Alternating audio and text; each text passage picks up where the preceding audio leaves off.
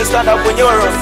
Bentham 256 represents Tusonge Mbele by Joyous Spaces. Let's move forward. Tusonge tuijakurora nitwe kulembewe no Uganda abana bakabumba baitukuruka balega Bentham 256 tukaija no mutindo Tusonge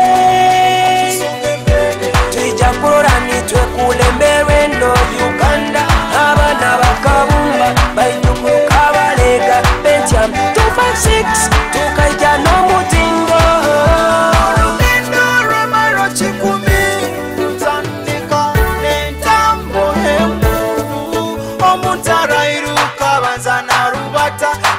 Katoka nibona iruka aliturukire kunyoro niho hara alitukugenda tukurorayo angiriza akutamba kabumba ikuru angiriza ekitule kinobere habeni tuliboa tulibanka bunyoro masima yangalya hitu tutalityohora kulinagiriza mube kulembesi mazima tube bagesimu abana basome emirimo tukole ebyobuhangwa tubirinde niyo bunyoro Tusonge Mbele weekend. Me and my crew every day we work harder, blow harder to run up with ihembe. Haters have given up. Bakatweka nirambe. Tusonge Mbele mwezi yangu abana michezo watoto wetu. Yesu murozi wa Kitara TV nkwenda kuramukiyaho ntosibiro otahona na mbero kali kuba no hondere ntekaniza Orubazo kiro kinu kya mukaga biri okwezi 26 okwezi kuno kwa kabiri omugenyi wange Harriet Dinkins abarozere Orubazo orwabairo sabite hoire nuonya bareteire kandi obokuba no ranti nizengo izitukyalimo abokwa tujja kuba tutandikira nambe twakangira hali henyini entekanize no ngikoleire hantwiga Ntwiga Hotel eri kusangiwa munyama zenu ya Hoima kandi eri Businsi ifao Businsi nyowe igambe Ntwiga baino buraro burungi baine byo kunywa birungi ogende bahagire Ntwiga Hotel cottages nungi abokuba noenda mukoro gwawe na wedding ina birthday party baina gardens nkoto kurungi ezikumara kandi baina na conference hall nungi kushobora kuba ne kuina ikaza abantu bawe wa conference butsambite hoire umutekanizo Orubazo Harriet akabana tunyumiza nambira arugire kandi saa zino 2015 oli mu Kenya okugenda mu conference ni kiro kikahika twagenda kionka just ni I was imagining abantu abajja kwa abantu nulire enkumi Harriet wabuti nkemiraga ntingamente kalempo Orubazo lurawo only that talent niye kozereke kulimu ekuntembi akadala ako so time eyike yange obo kutuya ebigere nengaro no okaboina notina nintina ebinkusobola byange ninyabikora no bimanyo bimanyire nikora ninyabimanyire sabune ingia kusobola already bakamazire ha emieze ngokozere ne sabuni no sabune kaba ya company ya BF Suma kyonka kanda tinyowe nyatandika gikozesa ninkozesa na fruits kasanya boine etakuleta rush kandi eri bitali bine byokweyeza eri nacho kurungi so nyabanti ningi recommending abantu mukazo ndiki akana ayenda promoting your product yaye yes so akagenda I think I've seen BF Suma around in Hoima I think so naye ningenda kurungi ni banyetandi hankondo MC aka interview aka nankata aka introducing ata nakagabu ba like omayo mutu kubaza ebizindaro byona like abokwa ekaba ekombe kwanta abamba ikara hansi then abandi nka stadium ba kyonka yeba round and then baikalira ebimeza bibarawo baina omabo binanga ebimu bitulaba mu UN bagenze mu summit bikera abahanti abandi batakura orujungu ni baba interpreted ara aba interpreters kugaya tinisaga literally na MC wenyine bakaba komero oli wenyine the best orujungu narukenga kurungi and then kweto omuntu nyina nabateka attention. Ladies and gentlemen, please join me to welcome so and so and so from Harriet, Uganda, from you know, and the way Kenyans can speak English. Nindekato bonke training anda modulanta. By then Westekala ni kiaro. Kiaro kahipo kange karo tinga mati niwe bigya kubaza kyonkanye manyire ndi manyire ngani ntanga ku modelinga hali kyonga kwegendereze nkaite takora itakutega kako nkaite tanoboka nkabante mbozi ninyemerali kukwata orupapura nkankana amaguru gakukankana hatinka banyasomera ahantu naroze video nkala videos nambe muntu akorata najamero panike gyo girwani soto gihando lingo tabiki kagumya gaikyo mweka murundi gumuningu sikamunda ningu turukia heru ngasikira mnyindo nyaturukiza mukana but like umuntu alime kumanya ati mboti inire I'm on tension ninyemera kurungi ebintu yange byona babitegekeregeira biri hali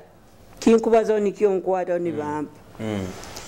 ngani tandika nkatandikira abiba ekibata ngatankia na akinanka like the word dermaplaning sometimes cosmetology oboba oli munsi ya ense yoli mu abantu batali mu byebyo olimu kozesa ebigambo ebimu bikozereke batakumanya baitu biri language yao no sako bisobora nimbaza ni introducinga kubara mukia ku introducinga kusinga sibanza kusima mpaira akazindaro nanka yona team yona enkomege facilitating and then mabara biki nimpikira point ya fruits and BF Suma soap kanga kubasobora nga unyabasoborera ali sabunu engereta yeza atijuka abantu babagambaga balete ba visitors atijuka mina I'm promoting the soap BF Suma yes and then after promoting that soap kubasobora kikeki oburungi bwayo nimbagara nimba switchinga bibara bya wauraga biura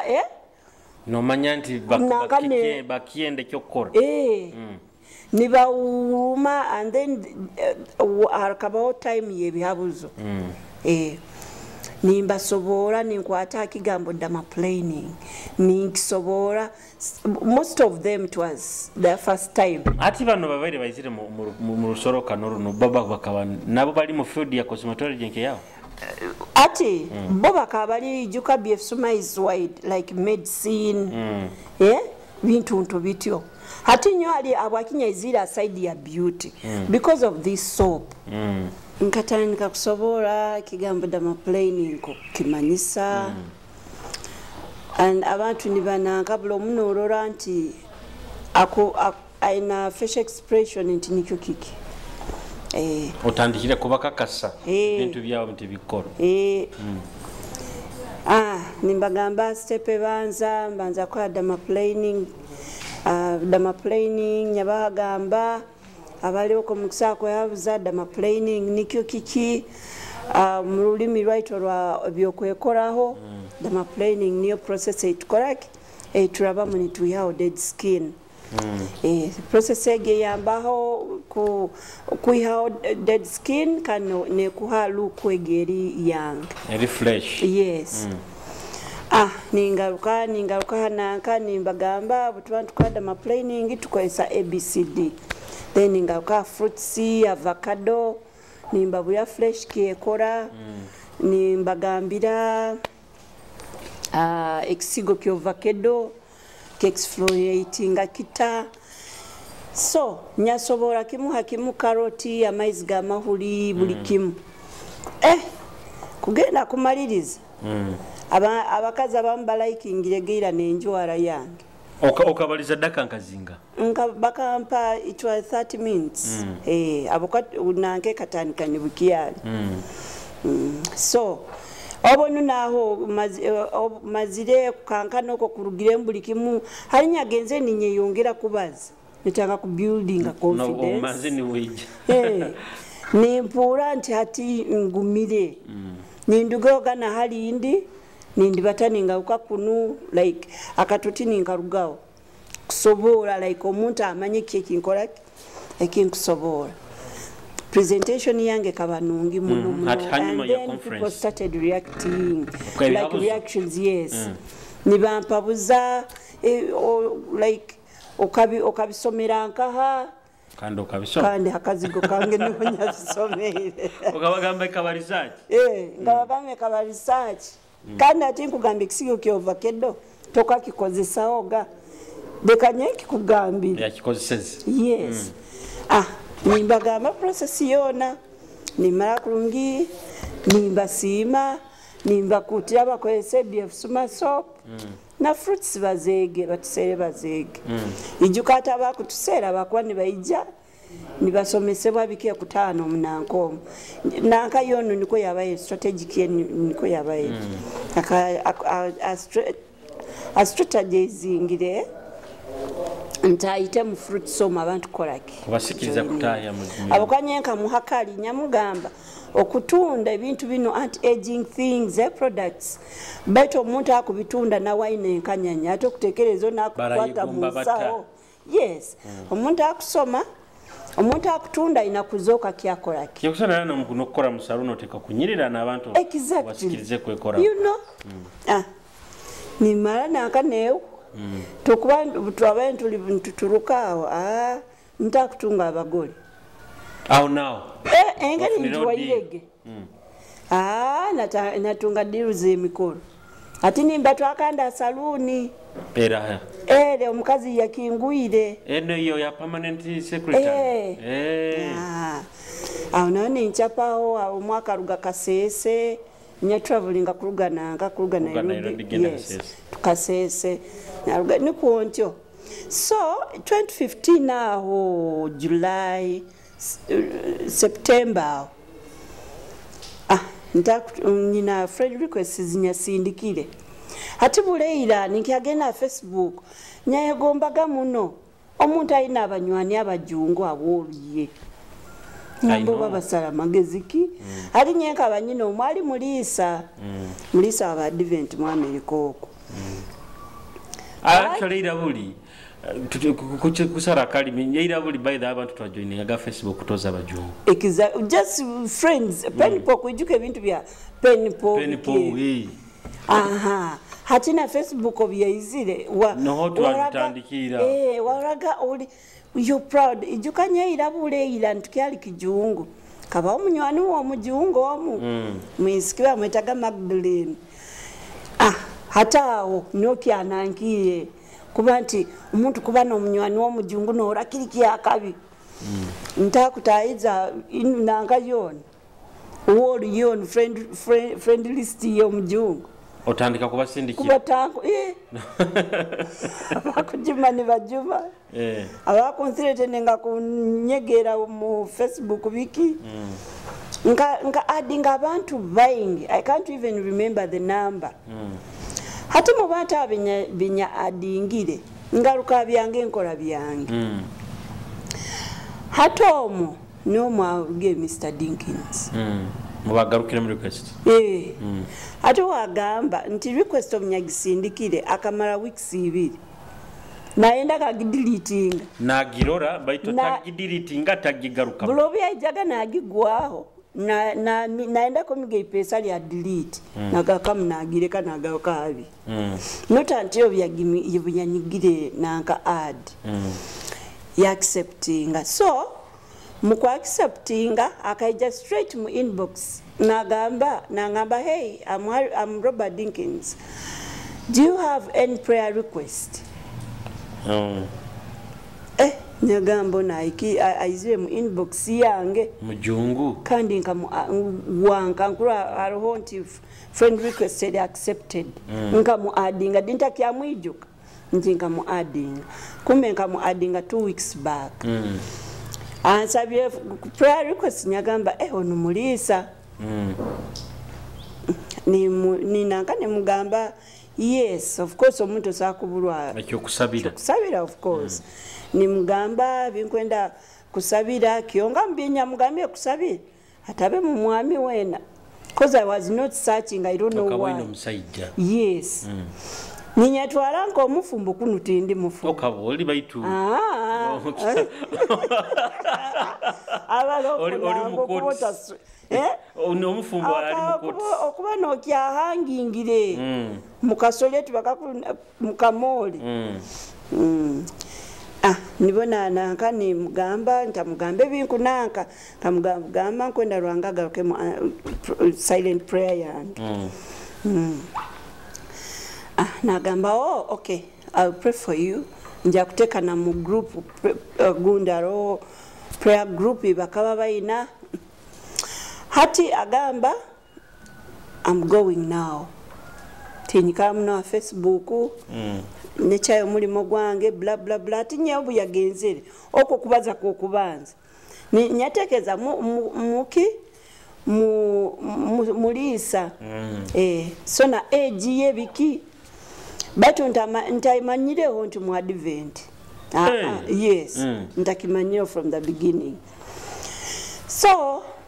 wiki yagarukire kaba Saturday nibo yatunga go bwire batata butunga imagine bulije yabutunga go bwabuliki obwananga obwa Facebook obwabulikiro batata butunga angamba hey nyamugarukamu nkaba nigenda chachi yangamba ogenda nkanya mugamba ngenda kusaba kyamukaga osabira nkanya mugamba New Life Church New Life SDA Church yangambe giri nkateri Nairobi nte oli muna Kenya chikwande muna Uganda ngamba hagetinga interested hataki ngiro liwe dini yemu nawo ati niwona ngamba na nyowe I'm a believer, I'm a Seventh-day Adventist nsaba Saturday nyamanya mulisa waba Advent so niwa kuja kugambe na nyoni kuondi oba ukakenga hanyuma ati hata unibwa kungamba obwa mpabuzo kugenda nka mugambire and then niwona ngamba na nyowe ndiki ndi mu Advent hata onibumanya nti mu Advent kyonka manyire nti nkumutwa mutulwa lyo mulisa nibo nagamba ni nanka nangamba ogambe Uganda eri nanka Idi Amin you know batumanyire hala Uganda Amin ni seka haho ni mugamba beta Amin akafa bla bla bla tuna president ati nana agamba ni mugamba tuliyo kuno tuli bakadugala we are blacks bichi nagamba the bad thing on you guys you don't love your color hata you're not proud of your color yes niona atanga kunyumiza ebya kaina ndabel na atanga kunyumiza bya sukuru edeni mumanyeru li munsiza itu okoti ruli yo ito tumanyeru likunu biki lukaba kunu bicho kwegana alenga okunyoleka scriptures ntaba kuiragura tuino mugisa yes amani like when akugamba nti Africa abantu like human race ekaruga mu Africa it's like Africa is the motherland so na scriptures mbutufu it was just like ite tutukiro aburora so imboze takusimbuka mayenyebu mpika mazire kasumi kyaho no muchatinga saha ati abato sa like kaire kiko mazire ati bulo byagenzera obyagenze aka chatinga Saturday yagaruka Saturday that is 1 week yes now that is the second time of me talking to him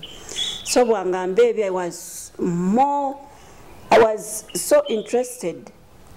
kunyongera emboozi endi about that because some scriptures yampaga mbutuufu nituzisoma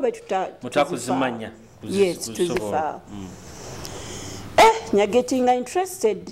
not in the person but the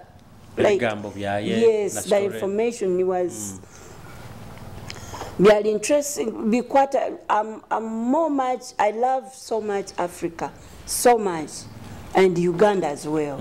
so atinya olaga kimu ninyenda kumanya since childhood kujuka ngabzo mama nginyamwa bzo bayitu mu P6 tukikaruga hakitwe kuba bakwira go so hati kikansanga already ninyenda kumanya yes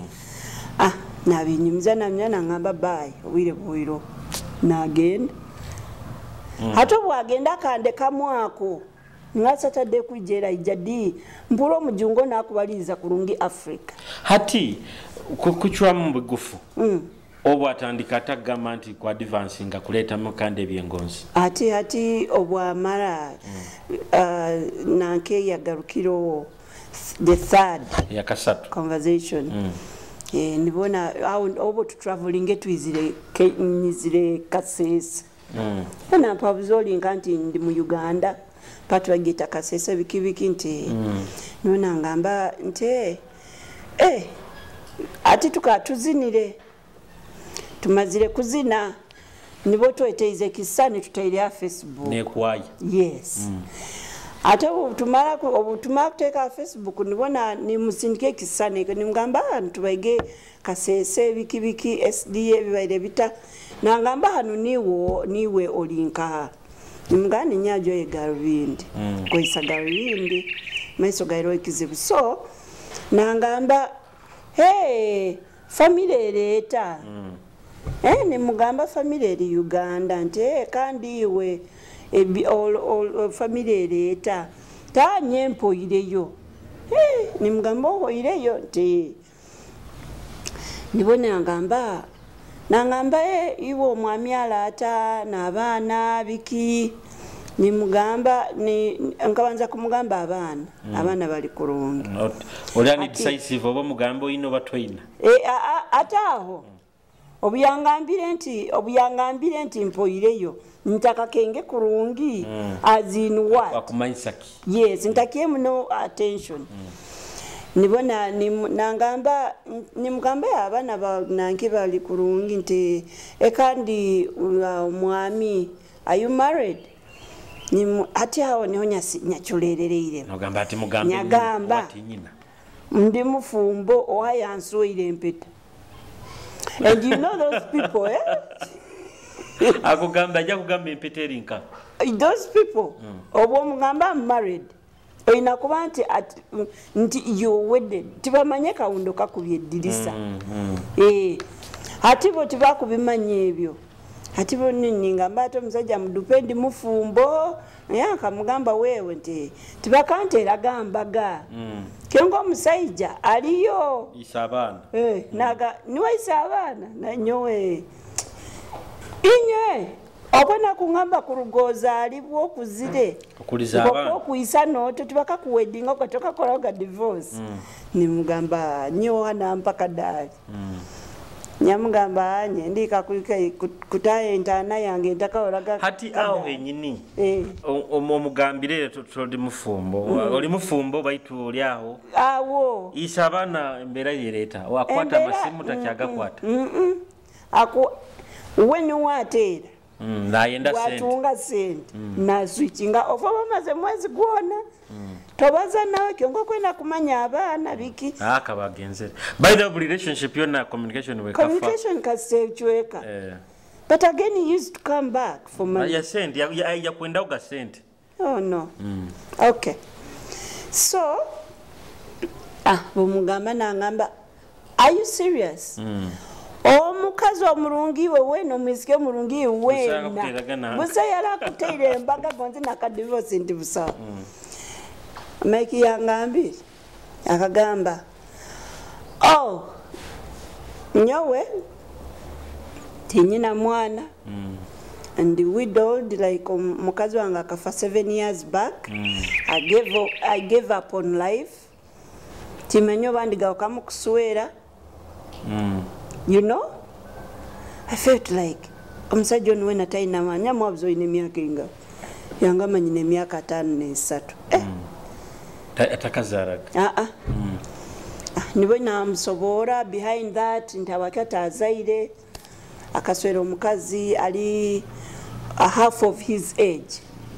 Omukazi wali way old than him. Yes, so atola abajungu wakaba omukazi akazaire muno like 6 kids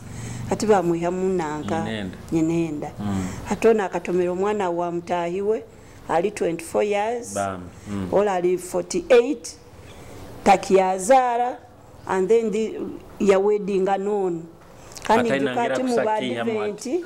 eira buliti ba divorcing nga oina tialeira buliti Bible ni kwegamba. Yes, true. So ni hao kianankire kiasisikalire ekyo kuzaala kana takusa kuchitinga bike byajungo bimanyire baba kugondeza bakugondeza lugali bana abanyo omwenga bo mu club so hatobwa obwasobola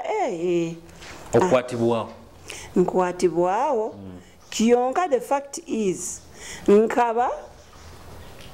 ni murolero oba mutuluba lya muzabo okuba nkaba ntakaddetingawo ga muntu ali that kind of age nakusinga omunati nansinga ali mu age bracket ya mama kantaka kikoraga even like getting along with married men those sugar daddies and all that so atinya kiroraga nkae that time nyo yagambire can we exchange numbers awo nitukugenda nitunanka ntu exchanging ku exchanging akuti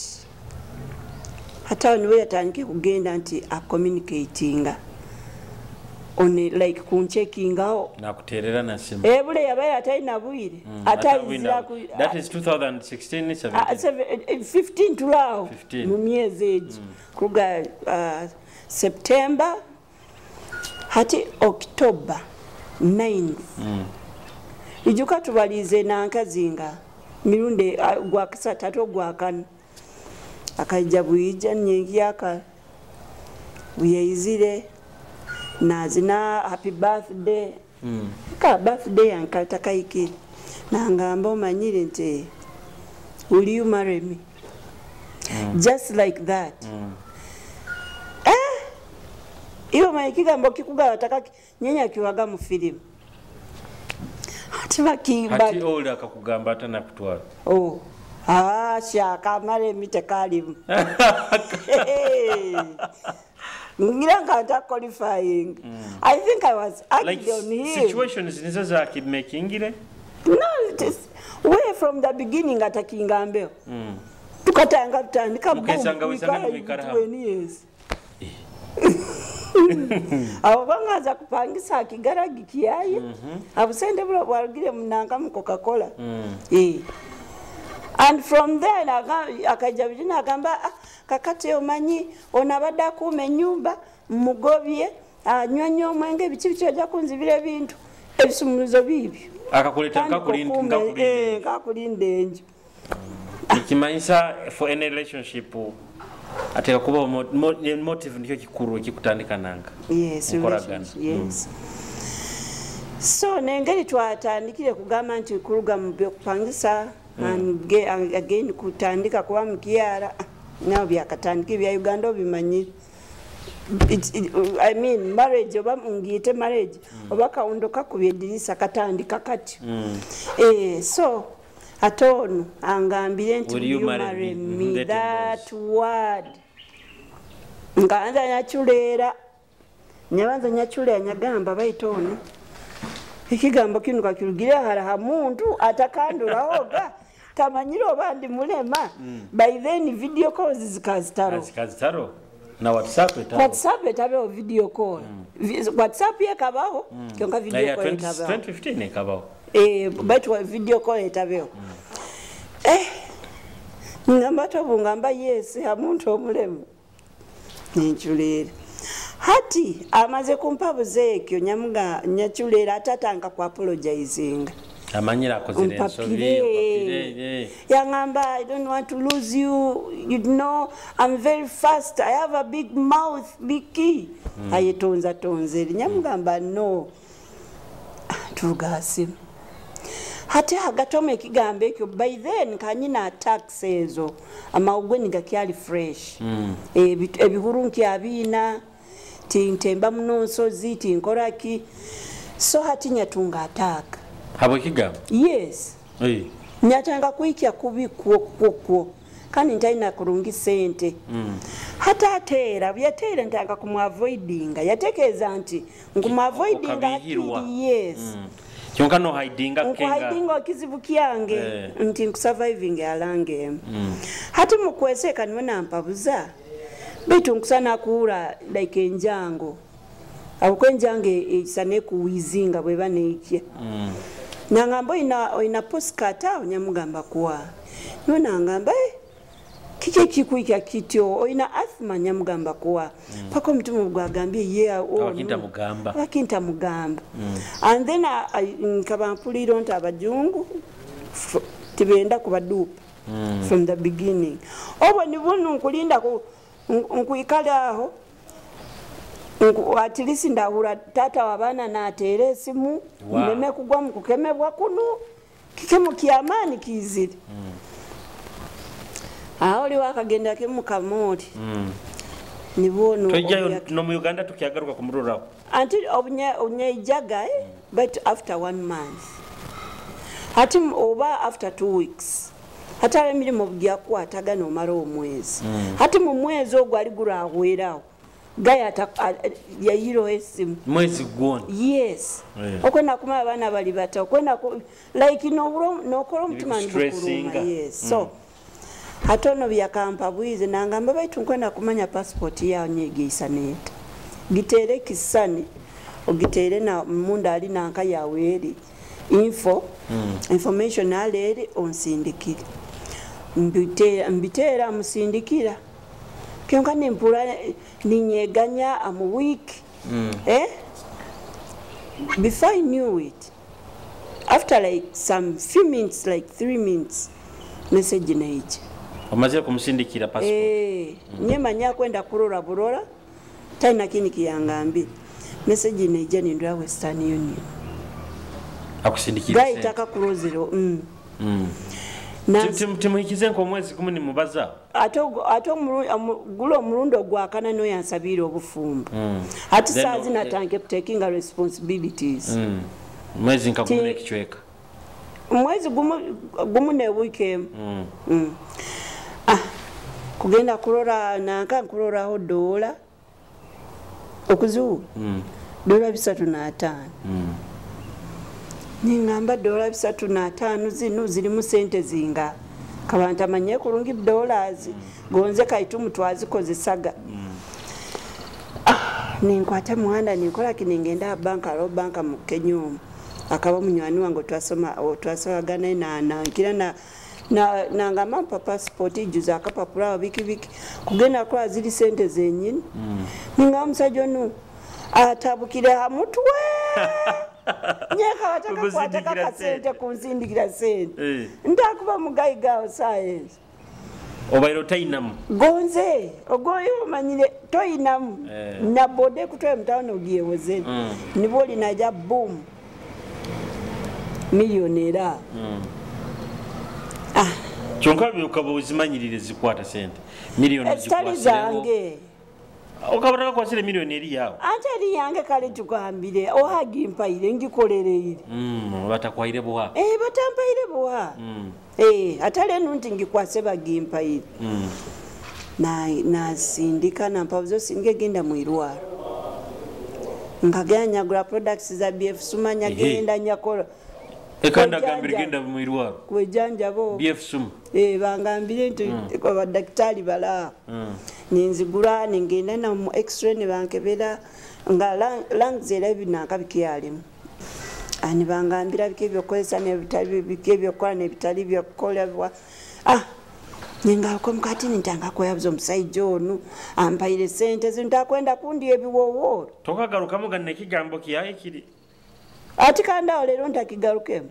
nga kigaluka hanyuma y'omwezi gumu nekichweka anyuma jjuka kakingamba the end of the month like weeks yakana niyo yangambire mu mirundi ene gikinyabaletisaga nawe so ate bwamala nyikala baita omutima niguteera ningabajja kunyita muyayi ate nakungamba will you marry me go ninkugiyenda but how serious you know is he so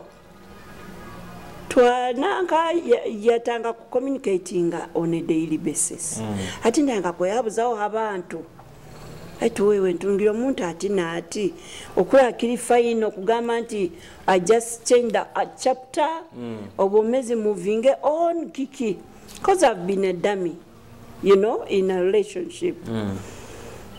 ati omuntu yangambire gwe tosula step ati tosula step ine ebizina byabanyire ebindi byohura ebizina byabanyire byomanyireho tuhereze nka kimu tugende kuumura kale ekizina kimanyire kyali kya kikiromyo baba kiteera kikiromyo kizina ki ekizina ekyo kyali kyanyakyenda bakigambaga nti okagenda otandage ngagambirwa bugambirwa mbaramwolole baita ebigambo tibikangire nibyebyo baita kikiromyo atakakakora video mali kyonka leka tukulayinge leka tufune ngetukizanamu kagenda kuruga mu kikiromyo kunyumira Kitara TV tugaruka nentekanize n'Orubazo tulina Harriet Dinkins